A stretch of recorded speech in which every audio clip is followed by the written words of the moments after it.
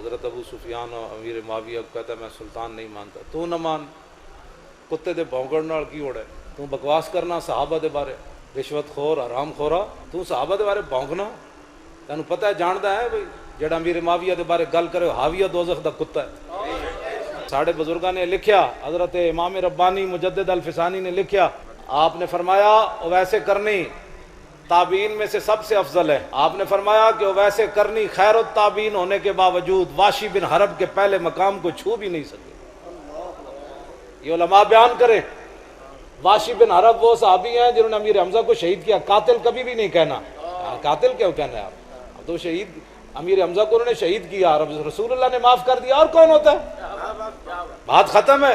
امیر حمزہ کو انہوں نے شہید کیا، فتح مکہ والے دن وہ دوڑ گئے، تو کسی نے کہا کہ چھپتے چھپاتے، انہوں نے کہا حضور کے پاس چلا گیا، حضور نے معاف کر دینا ہے۔ چھپ چھپا کے پھر حضور کے سامنے آ گئے، فرمایا آپ نے میرے چچا کو شہید کیا؟ کہا جی میں نے۔ فرمایا تو نے میرے چچا کا جگر کلیجہ نکالا؟ کہا جی میں نے نکالا۔ فرمایا معافی ہو گئی، آج کے بعد میرے سامنے نہیں آنا۔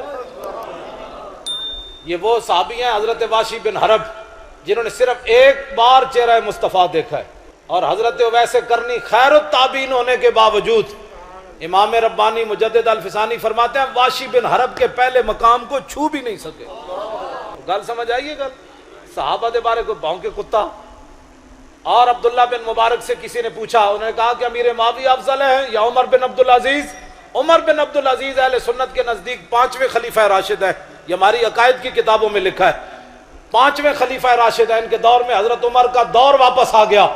لیکن اس کے باوجود عبداللہ بن مبارک سے کسی نے پوچھا امیر معاویہ افضل ہے یا عمر بن عبدالعزیز؟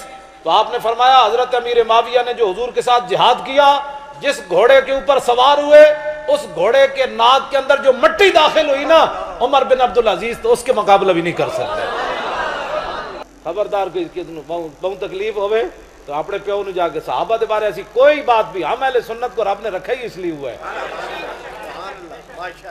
ہمیں بات کرو ہمارے بارے میں جو کرنا ہے۔ میں تو نہ فرانسی کتے نو بھی کہنا، میں کہو فرانسی کتے ہو اور ذلیلو، ساڑھے کارٹون بناؤ، ساڑھا نک اتھے چک کے اتھے لا دو، ساڑھا پیر اتھے لا دو چک کے، ذلیلو حضور دے بارے گلاں کرنے ہو، تسی حضور دے خاکے بنا دو ذلیلو۔ پھر سانو لوگ کہتے ہیں مولانا تھوڑی سی تحمل سے بات کرے، میں کہا فتح مکہ والے دن صحابی تحمل نال گل کی تھی، حضرت سعد بن عبادہ جڑی گل کی تھی یعنی لرزا کے رکھ دیتا۔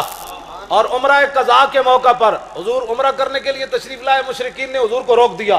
دوسرے سال جب میرے آقا تشریف لائے، میں نہیں پڑھے نرم بات، جو کدھر پڑھی تو میں نے دکھائے، میں پڑھنے کے لیے تیار ہوں نئے سرے سے اب دوبارہ دین۔ پہلے شاید ساڑھے بزرگاں میں نے صحیح نہیں پڑھایا، اور نویں کوئی مولوی جمن تو میں نے دین نواں پڑھان، میں پڑھنے کے لیے آج بھی تیار ہوں، لیکن پہلے انہاں چیزاں تو ہٹ کے میں نے کوئی نویں گل پڑھاوے۔ اے تو میں پڑھ چکیا، اے تو میں رسول اللہ دے سامنے بھی بیٹھ کے پڑھتا رہا، قدمین شریف ہے نہیں، ہاں جی، اے بخاری شریف میں حضور دے قدمین شریف بیٹھ کے تلاوت کرتا رہا، اینج بنا پڑھتا رہا بیٹھ کے، ایتھے لاہور بھی پڑھی، اتھے بھی جا کے پڑھی۔ اب یہ کوئی نئی بخاری ہمیں کسی نے پڑھانی ہے؟ عمرہ قضاء کے موقع پر حضرت عبداللہ بن رواحہ، اے میں جڑیاں گلاں کر رہا ہوں تو انہوں کوئی شفا ملی کہ کوئی نہیں؟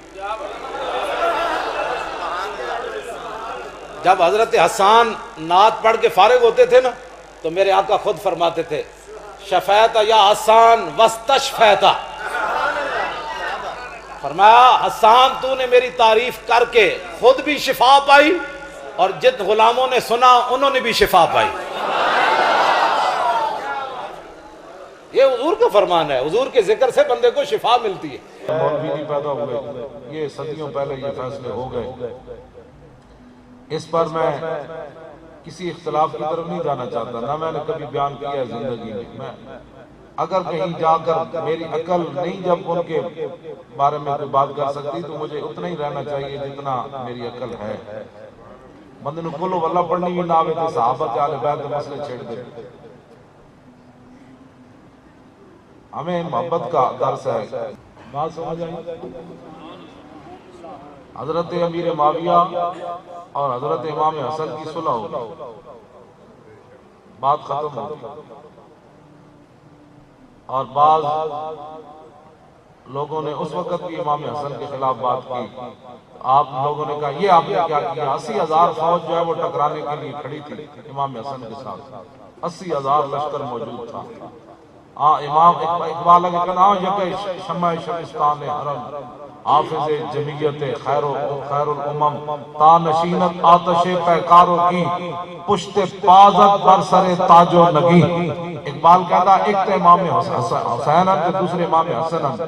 امام حسن کون ہیں کہ جب دونوں فوجاں آپس میں ٹکران لگیاں تو امام حسن اگے ود کے وہ تاج اور تخت جی وجہ تو خون بہن لگا سی آپ نے اتنے اپنا پیر رکھ دیتا اپنی نالین رکھ دیتی اپنی جتی رکھ دیتی. فرمایا حسن کو ایسا تاج و تخت نہیں چاہیے اور میں اس تاج کو مجھے نہیں چاہیے. آگے بڑھ کر حضرت امیر معاویہ سے صلح کر لی. بات ختم ہو گئی. جب امام حسن نے امیر معاویہ سے صلح کر لی اب قیامت تک کوئی حضرت امیر معاویہ کے بارے میں جو بات کرے گا وہ تو امام حسن کو نہیں مانے گا. ہاں امام حسن کو نہیں مانے گا. بہت سارے لوگوں کو یہ امام حسن کی پریشانی کی یہی ہے کہ امام حسن نے کیوں صلح کی. میں نے کہا امام حسن نے اس لیے صلح کی کہ میرے آقا مولا نے ایک دن امام حسن کو دیکھ کر فرمایا تھا فرمایا یہ میرا بیٹا سید یہ میرا بیٹا سید. جب دو مسلمان گروہ آپس میں ٹکرانے لگے تو یہ دو مسلمان گروہوں کے درمیان صلح کرا دیا. تو یہ تو میرے وہ دہان جس کی ہر بات وہی ہے خدا چشمہ علم و حکمت پہ لاکھ سبحان اللہ. لو جی اے تو میں تمہید بدی صرف تانوں گل سمجھان واسطے. ویسے میں ویکھ رہا کہ تانوں یہ گل جڑی نا تسی کیونکہ تسی گلاں سنن تے عادی ہو تے اے تانوں کوئی سمجھ نہیں آ رہی. سمجھ بس اتنی بات ہے کہ اے ساڈے بزرگاں نے لکھیا جدوں ساڈیاں تلواراں بچیاں صحابہ تے آل بیت تے چلن واسطے نہیں جنی چلیاں انہاں دے خلاف تو پھر اپنی زباناں انہاں دے خلاف نہ چلائی. اے بات اتنی مختصر جی بات. یہ او جانن بڑے دیاں گلاں بڑے جانن. حضرت پیر مہر علی شاہ صاحب بیٹھے ہوئے سن تے ایک مجذوب آیا. مجذوب آ کے کہنے لگا جی داتا صاحب دی لڑائی ہو گئی. افغانستان دا ایک مجذوب ہے اودی داتا صاحب نال عالم ارواح وچ لڑائی ہو گئی. پیر مہر علی شاہ صاحب فرمان لگے کیوں لڑائی ہو گئی. انہاں کہا افغانستان دا مجذوب کہندا ہے داتا صاحب نو کہ بر صغیر چوں انگریزاں نو کڈو تے داتا صاحب کہندے نہیں نہیں اجے مسلمان ٹھیک نہیں ہوئے انہاں دی ٹھکائی ہور ہونی چاہیے. اے دا پیر مہر علی شاہ صاحب بیٹھے ہوئے سن تے مجذوب آ گیا. انہیں اے گل کیتی پیر مہر علی شاہ صاحب نال. آپ نے فرمایا چھوڑا چلیا بڑیاں دیاں گلاں وڈے جان. بڑیاں دیاں گلاں مولی خادم کون ہوتا ہے اس کرسی پر بیٹھ کر صحابہ والے بیٹھ کر بس حضرت یہ جو جھگڑے بنائے ہیں نا لوگوں نے اپنے پیٹوں کے لیے بنائے. ہاں جی لوگوں نے اپنے پیٹوں کے لیے. مصطفیٰ کا دین اب تخت پر آ جائے گا تخت پر آ جائے گا. لبیک کی صدا لے کر لبیک کی